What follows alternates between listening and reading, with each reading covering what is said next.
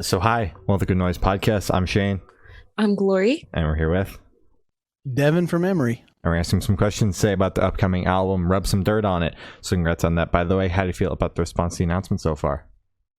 Great. I mean, it's been it's been very, very positive. So we're excited to with Emery Land. Our community has kind of had it for a while, but the general public gets it in about a week. So we're excited for everybody to hear it.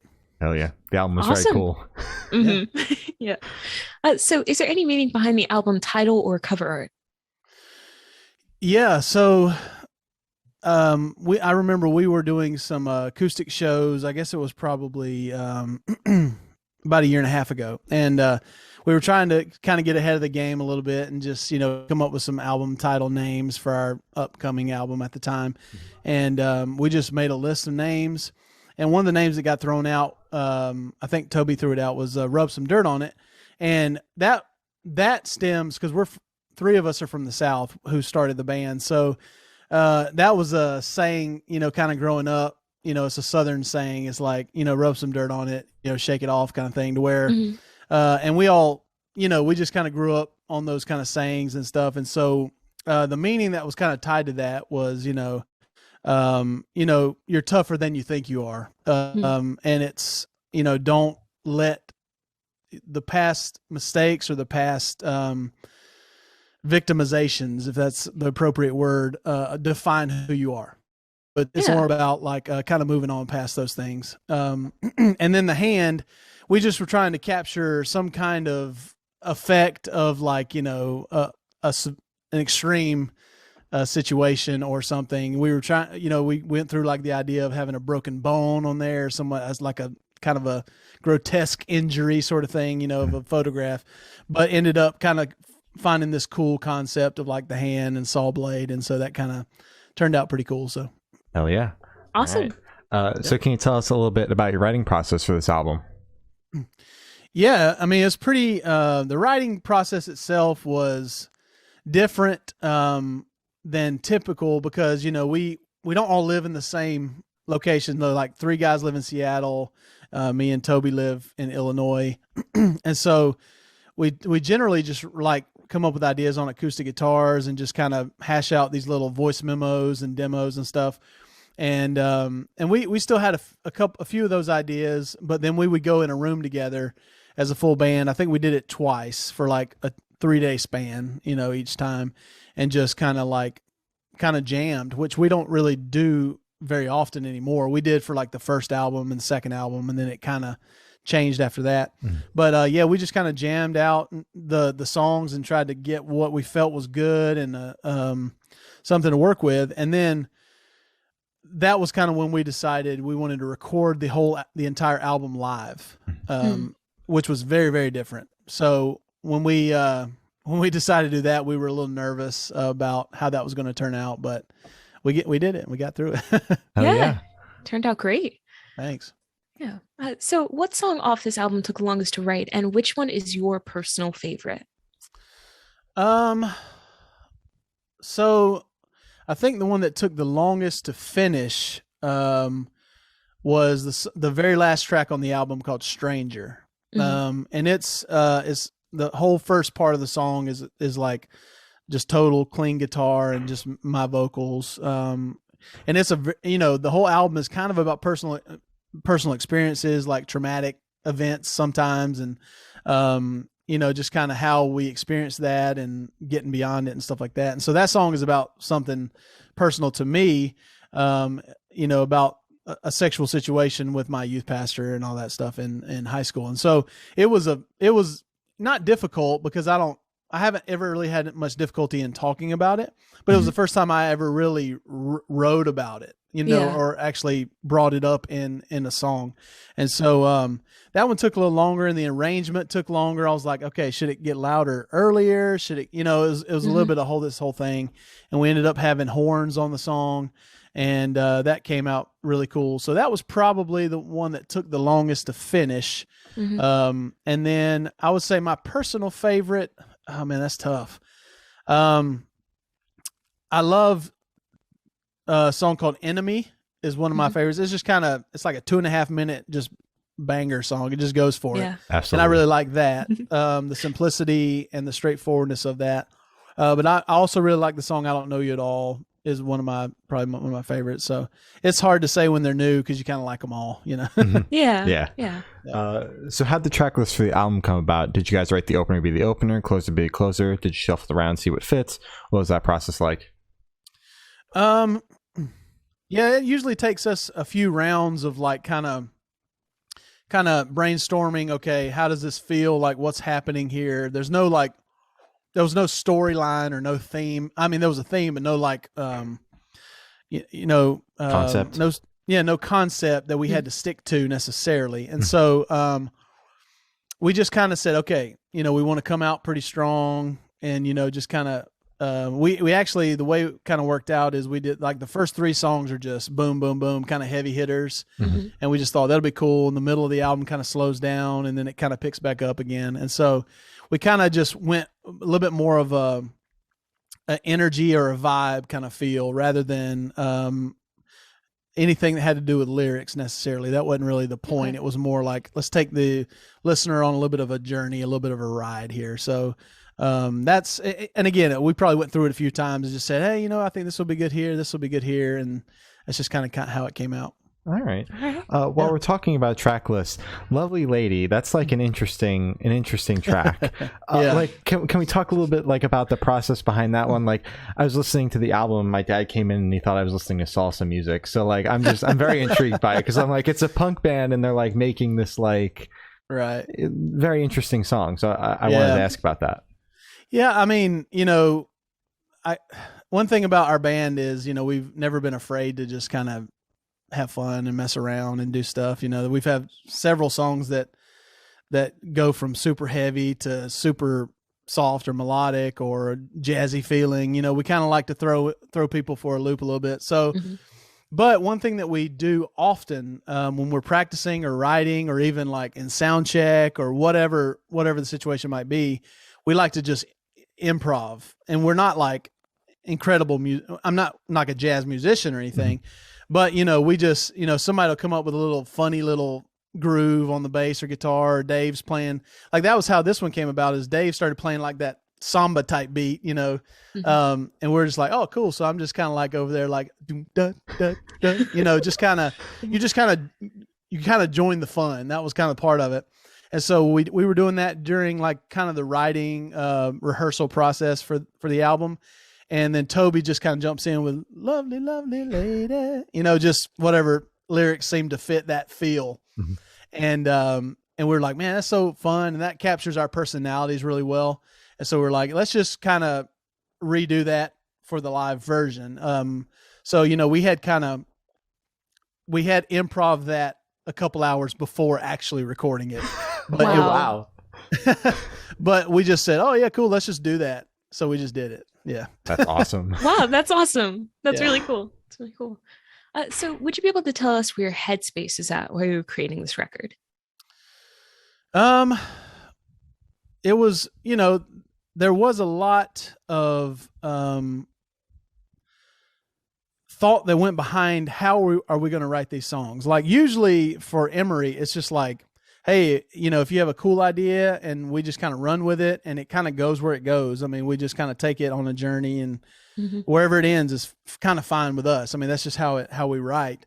But this one, we were a little bit more, I would say, strategic about how, and like,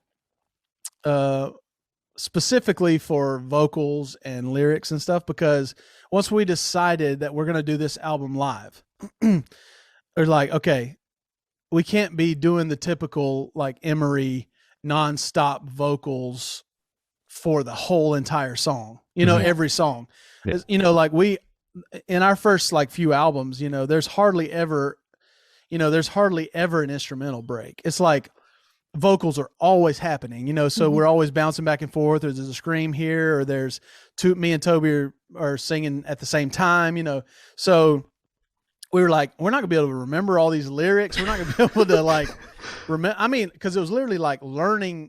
We're learning our parts that morning or the day before. So we had I don't know if you guys have seen the video album version of it, but the whole thing is on video. Mm-hmm. So once that album comes back out, we'll be able to put that back on YouTube, but it was on before, but you'll be able to see us actually recording it, which is really cool. Mm-hmm. But we had to have the lyrics on the wall because it was like, I don't know the song. Yeah. So we knew the melody and your part, you're kind of getting your part and all that stuff, but it's like, okay, I need help with the lyrics. I can't memorize all these. Mm-hmm. And so we were very strategic about not writing too many vocals, trying to keep everything a little bit more focused and streamlined and not so all over the place, just to kind of help everybody, perform better and, just not have to be thinking so much about, okay, what's my next line or what's my next thing. It just kind of, everything's kind of moving together, and it made it feel a little bit more simple in a way, but I think more catchy for a lot of people. So sure. I think that's how it kind of ended up. Is the plan to do like all your albums from here on out, like in a live kind of setting, or? I don't know. I mean, we love trying new stuff. I mean, that's kind of what we want to do. We were actually having a conversation today over text message, like, maybe next time we try a different experiment to where, we do like 3 different writing sessions, or I'm sorry, not writing sessions. We do 3 different sessions where you have 0 ideas. And then every morning you have to wake up, create the idea, finish writing the song, and record the song all in one day. That's wow. Cool. So I don't know if we're going to do that or not. Yeah. It's intimidating, but yes, but we did this. Those are the types of things that we talk about. It's like, hey, do you want to try something like this? Yeah. And it's fun because it's challenging, and we know that we can do it. We know, I mean, we're pretty confident in that respect, but also it's like, who knows how it would turn out. I mean, you kind of at some point in that process, you would just have to accept where it's at and not make any more changes and just go with it. Yeah. So, I don't know what we're going to do. We'll definitely keep doing things that kind of try to push the boundaries a little bit and stretch ourselves for sure. So we'll see how that goes. And is that kind of like how you guys keep the band like interesting for yourselves in a sense, just since you've been doing it for like so long, like just keep pushing the boundaries? Yeah. I mean, yeah, you kind of have to. I mean, we're all like best friends, and that helps a lot. But I mean, it's if you're just doing the same old thing every time, I mean, we would have probably quit a long time ago. Exactly. It's just, yeah. We're not. I mean, we're all. We're in our 40s and we have multiple kids. And it's like, we're not trying to be rock stars anymore. We're trying to make music that our fans like. Be able to do this, because we do love it, and do as long as we can that it makes sense, that we're, not like, too old to do it anymore. But yeah, I mean, we want to keep it exciting, For sure. And I'm sure trying all these different writing techniques and writing styles and, hey, we're going to do one song one day, whether we like it or not, definitely gives you different results than if you guys were just to do the simple, like everybody write for like a month and then we'll all come together and piece stuff together instead of, doing the same stuff, repeating the same song. You guys are just giving yourselves so many different opportunities to just make something you never would have made because you're trying all these different things. Yeah. I mean, and that's the thing sometimes is when, as a musician and a songwriter, when you start writing songs, there are infinite possibilities. You know what I'm saying? Like, I mean, there's endless ways you could take the song. Yeah. And so sometimes that's a little daunting, so it's like, you get stuck, or I'm like, oh, is this the right direction? Does this feel right? Should I try going another way? And so sometimes for me mentally, I get a little stuck. And so I have to kind of pull myself out of that. But this, something like the live version or, something like I was just referring to, I mean, you have no choice. You can't allow yourself to get stuck. You have to make a decision and move on. And so sometimes that helps with the creative process, rather than just kind of sludging through all these different possibilities, For sure. For sure.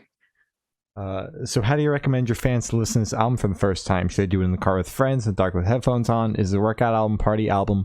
What do you personally recommend? That's a good question. I don't know. I mean, I like doing it at like a listening party with friends. I think that's pretty fun. I mean, it gives it a a good energy because, like I said, with this album, we were doing it in a room with a bunch of people, like not like fans, but a bunch of camera people, some family, and friends and stuff like that. And, the energy was real intense and like, okay, we're having fun, but this is serious. We can't like mess up, we got to do this. And so I think having a few friends over and just kind of enjoying yourselves, chilling and listening to the album, I think that's probably the best way to go.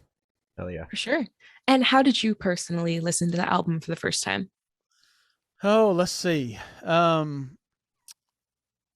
So again, it was video. So probably a month, or I think I saw the video before I heard the album. Like the album was mixed to go along with the video, if that makes sense. So it's not like spatial audio, but it was Matt mixed the record, the live record, based on, what you're seeing on the screen. Yeah. So that changes it a little bit. And so when I first saw it and heard it, I was pretty blown away by it just because I was like, oh my gosh, this is insane. I mean, we actually did this, I was just super proud.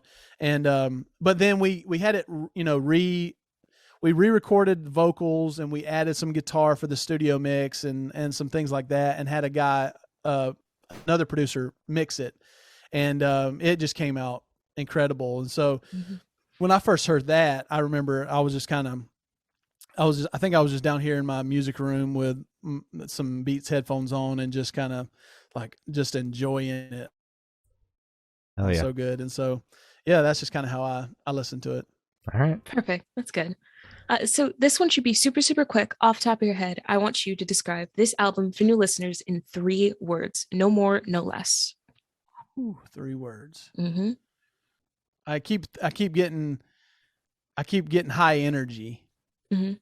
Yeah, I don't have a 3rd word, but let me think. But yeah, I think that's where I want to go. So, I'll just say intense, high energy.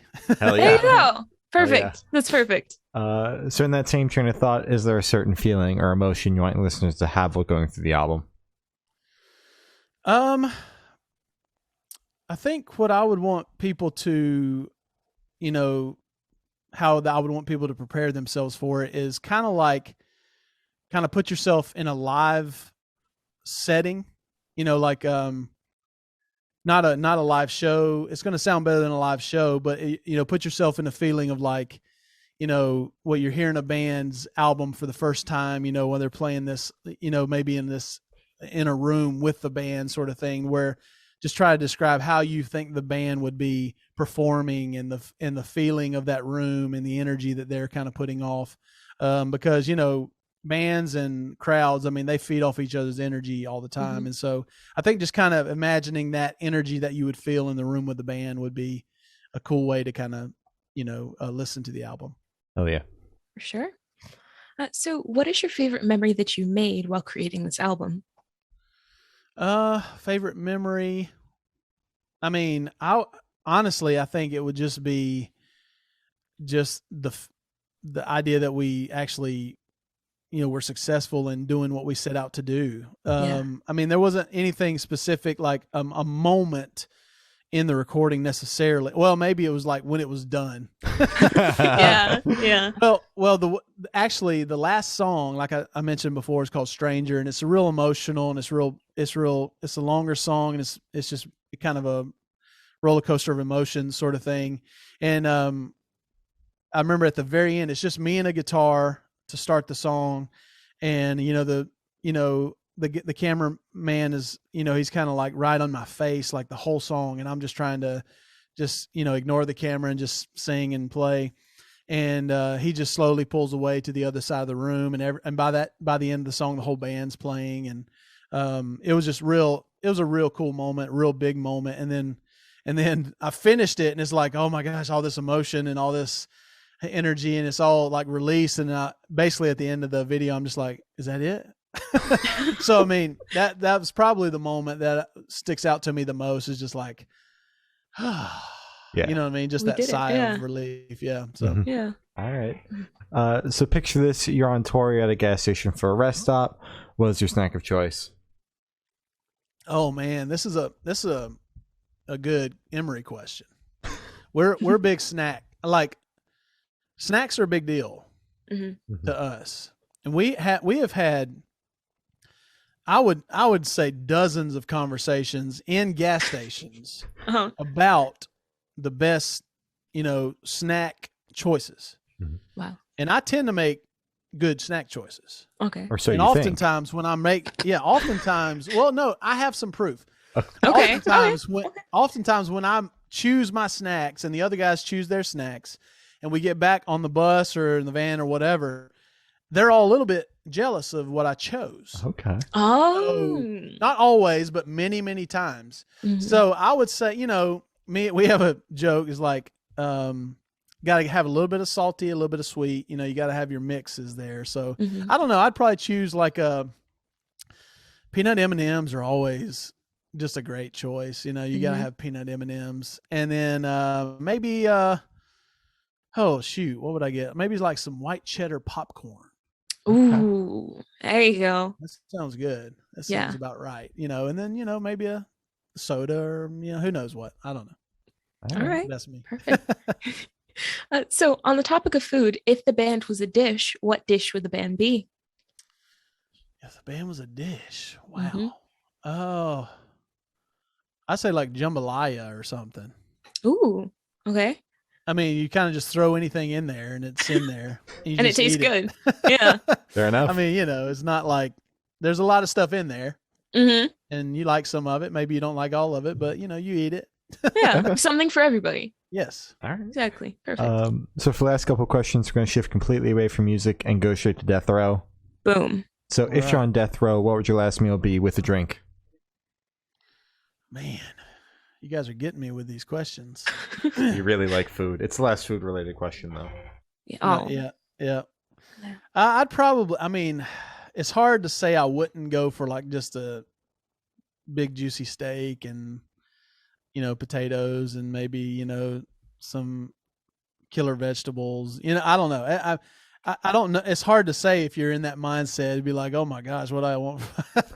But I would say probably just a real hearty, like something that you would actually think you would miss. You know what I mean? So, but I don't know. I like food. So it might be a huge pepperoni pizza or something. I don't know. That's a tough one. All right. And drink. I know you said you don't know. It's a tough drink. One, but Let's see. Maybe just like a Corona. Yeah. Perfect. That'd be a good one. So if you could live in one fictional world for a week, where would you live? A fictional world for a week. I don't know. Maybe in like the Lord of the Rings world or something. There you go. It'd probably die like very quickly in that world somehow. But that seems like a pretty cool place to live. Yeah, just stay in the Shire. You'll be safe. Yeah, I'll be in there with Frodo and Bilbo and all them. That'd be good. Exactly. Yeah. So I have the honor of asking the last question, and every single person that we've spoken to have said that it is the most important question. Okay. What's your favorite color? Oh man, do I have a favorite color anymore? I guess it would have to be. Like black, or I love gray. I love like a medium gray shirt. You know what I mean? Yeah. It goes with black shorts or, I think of it in clothing, I guess. I don't, otherwise, I don't know what I would refer to as my favorite color. Like when you're a kid, what do you think of when you think of your favorite color? Man, that looks nice. Yeah. That's like pretty or something you would color, right? Yeah. Yeah. Yeah. Like my little boy, my 4-year-old, he wants everything to be blue all the time. Yeah. But, for me, I'm like, well, I like a nice little heather gray shirt. Yeah. Typically, like when someone's like, my favorite color is like gray or black, like we rag on them, but like you put it into perspective. Most people are just like, that's because I like that color. But you're like, exactly. And I think about like you put it into perspective. I respect that. Yeah. Well, I appreciate that. Yeah. So as I said, that's all the questions we have today. Is there anything that you would like to plug? No, we, like I said, we have some singles out from the new album right now, streaming. The album comes out on June 24th, so we'd love for everybody to give it a listen. Hell yeah. Awesome. All right. Well, thank you for now. That's been Devin from Emery, and we have been the Good Noise Podcast.